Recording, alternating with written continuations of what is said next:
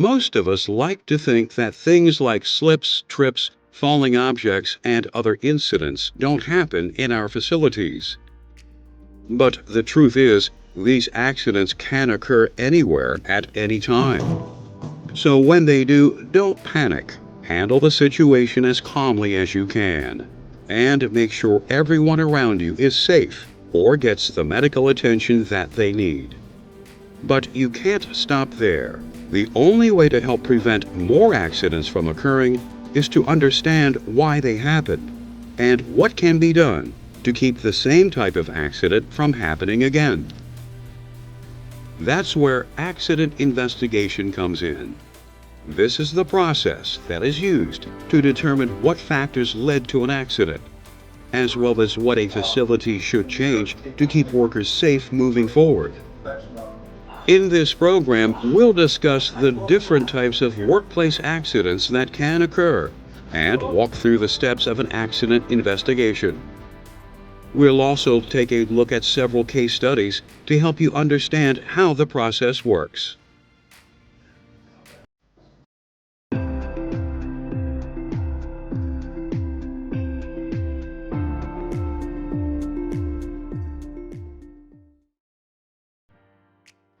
There are two types of workplace incidents: accidents and near misses. And we first need to discuss what the difference really is.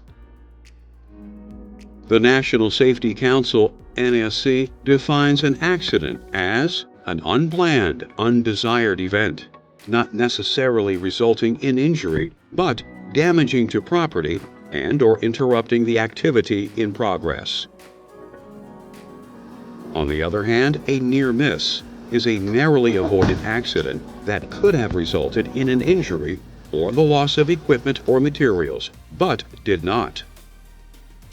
While near misses can warn you about a problem before any real damage happens, you won't always have a near miss to learn from.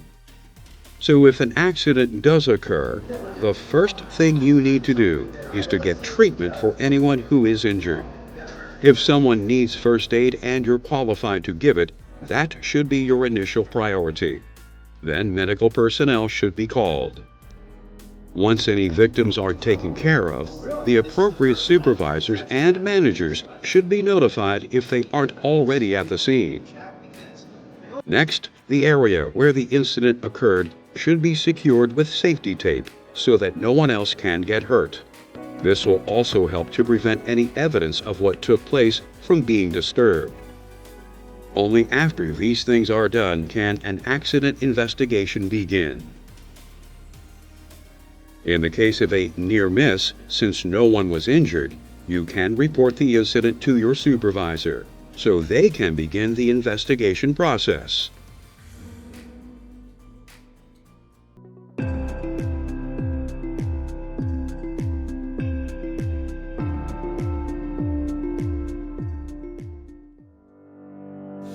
If an accident does occur in your work area, the last thing you want to do is sweep it under the rug. This will only result in similar incidents happening in the future. So whenever you have an accident, there needs to be an accident investigation. This will let you and your coworkers learn from your mistakes, reduce repair costs, help to prevent future accidents, and improve workplace safety overall. But before an investigation team starts to work, they have to create a plan. They'll determine what resources they need, who will be involved, how long it will take, and if any third-party agencies need to be contacted. The next step is to observe the accident scene. The team will look for anything that could have contributed to the incident, such as an uneven surface, wet floor, or an exposed electrical cord. They might even label important items and take photographs of the area. After that, they'll conduct interviews with anyone who was involved with or witnessed the event. This is where you come in. The investigators need as much help as you can give them. Be honest and provide any information that you have. Even if you did not witness the accident, investigators may want to talk with you. especially if you are familiar with the area where the incident occurred or the task being performed at the time of the accident. Remember, the information is being gathered to help determine the exact cause of the accident, not to place blame on anyone. The investigators might ask you, what did you see at the time of the accident? What was the lighting like when the event took place? Were all company procedures being followed? Was proper supervision being provided? And other questions regarding the circumstances that existed when the incident took place. Lastly, the investigators will take a look at your facility's documentation, such as training records, work procedures, and floor plans that will help them develop a complete picture of the situation. Only after the facility is inspected, interviews are conducted, and documents are read can the team start to determine the cause of the accident. Determining the cause of an accident is not always easy. After all, most accidents have several contributing factors. This is where a root cause analysis, RCA, comes in. It's used to figure out what the true cause of the accident is, rather than what it might appear to be at first glance.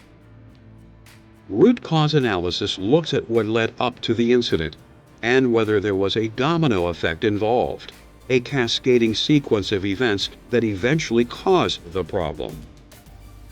Some of the events may have taken place days, weeks, even months before the accident actually occurred. So it's important that the analysis is thorough. Factors that investigators will look for include things such as faulty or poorly maintained equipment, the absence of appropriate policies and procedures, or the lack of proper training. Once the investigators have listed the factors that they feel could have contributed to the incident, they will look at the underlying cause and effect of each of them. For instance, if a worker didn't follow the standard procedures to safely complete a task, that might have been because they hadn't been trained to do so. To analyze each factor like this, an investigation team might use tools like fishbone charts or scatter plot diagrams.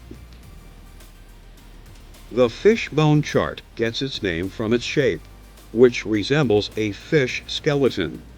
The problem goes at the head of it, and each rib represents possible causes. Smaller bones branch off from the ribs, listing potential underlying issues. A scatter plot diagram uses a different technique to identify the relationship between potential causes and a resulting problem.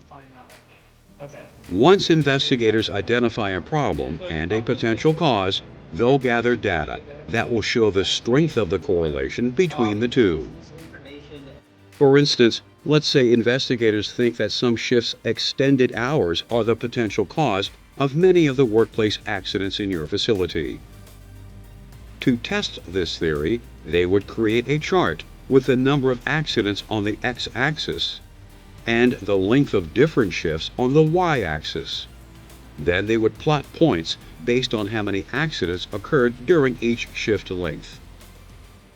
If a clear pattern such as a line or a curve is shown among the scattered data points, there is a strong connection between the length of shifts and the number of accidents that are occurring. If not, they might need to consider a different cause. You can help with these processes by providing data for the diagrams and charts. So you should offer as much information as you can regarding any accident that you see or are involved in. This includes things such as which workers were there, the location where the accident occurred, and the conditions in the work area. A successful root cause analysis relies on detail, so it will also help you if you are familiar with safety practices that are typically used in the area where the accident occurred, and can let investigators know if they were being followed. Once the investigators have gathered all the data they need, they should be able to determine the root cause of the accident. This could include things like a lack of instruction or supervision, poor planning, not enough space to work safely, damaged equipment, or an employee who is tired or stressed.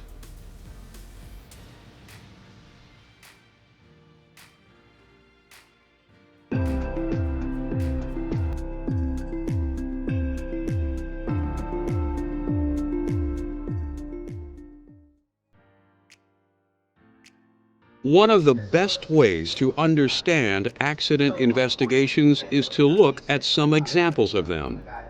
Case studies can help you understand not just how the process works in concept, but in practice as well. To start, let's say a worker is cutting food with a dull knife, which is against company policy. Because of the extra pressure they have to exert, the knife slips and cuts their other hand. At first glance, this may appear to be an easy investigation. It's obvious that the worker broke a rule that was supposed to keep them safe, and it resulted in them losing control of the knife and cutting their hand. What more could there be to it? The worker's actions are certainly a factor, but there could also be other reasons that this accident occurred. To help prevent something like this from happening again, we need to look deeper. We know a worker used a knife with a dull blade to cut food when they weren't supposed to. But by continuing the investigation, we discover that none of the knives in the kitchen were properly sharpened. So the lack of proper equipment is the real root cause of this accident. In order to prevent similar incidents from occurring in the future, the facility needs to have a protocol in place whereby knives are regularly inspected and sharpened or replaced as needed. Let's look at another example. A worker is fixing equipment and he's suddenly shocked. We might conclude that since there was electricity involved, the situation was inherently hazardous and there wasn't much that could be done to make it safer. But there could be other factors to consider. After all, there are procedures that should be followed to do electrical work safely. For instance, should the equipment that was being worked on have been locked out? If it should have been, why wasn't it? So one thing we need to look at is whether the worker who was repairing the equipment had been given training on lockout-tagout procedures. If he had received lockout-tagout training, we would also need to determine if the worker was following the procedures that he had been taught. In this example, the investigator found that the worker never attended the lockout-tagout class he was scheduled for, and therefore didn't know the danger he was putting himself in. So they determined that the root cause of the accident was really a lack of training. Now let's apply root cause analysis to a third situation, this time involving personal protective equipment, PPE. A worker is carrying a pot of boiling water. Suddenly they drop the pot, burning themselves in the process. Initially, you might think that the worker was just clumsy. But after some investigating, we find that the real reason that the worker dropped the pot was because they weren't wearing heat-resistant gloves, and the handles of the pot were too hot to keep hold of. As a result, the worker dropped the pot, and the water cascaded over most of their body. So the root cause of this accident was actually that the worker wasn't using the proper PPE for the job they were doing.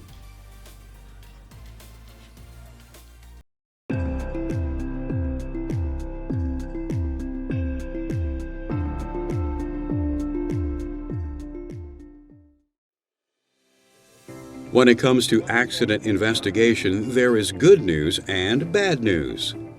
The bad news is that even when you try to do everything right, accidents will happen. The good news? You can always learn from them. There are typically 4 areas that may need to be improved after you've determined the cause of an accident: policies, training, equipment, and communication. Looking at each of these areas, you, your supervisor, and your accident investigation team can work together to create a corrective and preventative action CAPA plan. The corrective part focuses on providing an immediate fix to the cause of the accident. This might involve replacing a piece of faulty equipment or patching a leaking container. But the preventative action is where learning from the accident comes in. What can you do to make sure this type of thing doesn't happen again? Some examples of preventative action are revising related work procedures, scheduling more frequent equipment inspections, or conducting additional employee training. For instance, if a piece of equipment malfunctions and injures a worker, the corrective action would be to repair the faulty equipment. And the preventative part of the CAPA plan could be to schedule more frequent inspections of the facility's machines. If the task that the injured worker was doing is inherently hazardous itself, your facility could take preventative action by putting new workplace rules or standard operating procedures in place. Another common factor in workplace accidents is miscommunication. For instance, let's say one worker discovers that a tool is malfunctioning. They fail to communicate this to their coworkers and walk away to inform their supervisor. In the meantime, someone else tries to use it and injures themselves in the process. In this case, preventative action could involve better training for employees on workplace communication. Once an accident investigation team has defined the cause of an accident and developed a plan for avoiding similar situations in the future, there is one last thing to do.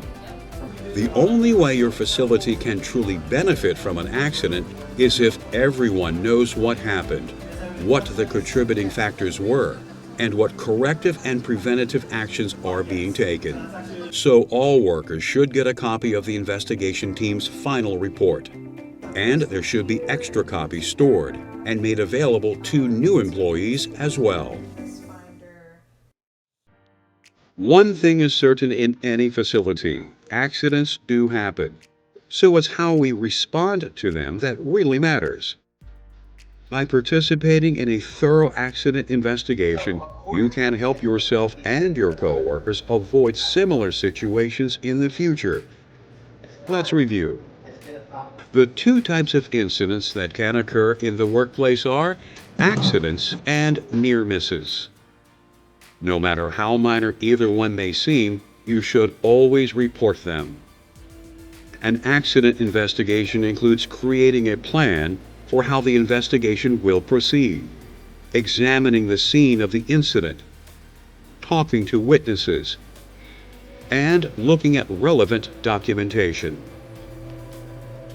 While there can be many factors that contribute to an accident, it's important to determine its root cause so you can take the right preventative action. When there's an accident, the true cause is often not what it initially appears to be. So an accident investigation always needs to dig deeper. After the root cause of an accident is determined, a corrective and preventative action CAPA plan should be designed to help avoid similar problems in the future. Accident prevention begins with accident investigation. By being an active participant in finding the underlying causes of accidents in your facility, you can help to make sure they occur less often, and your facility is always as safe as possible.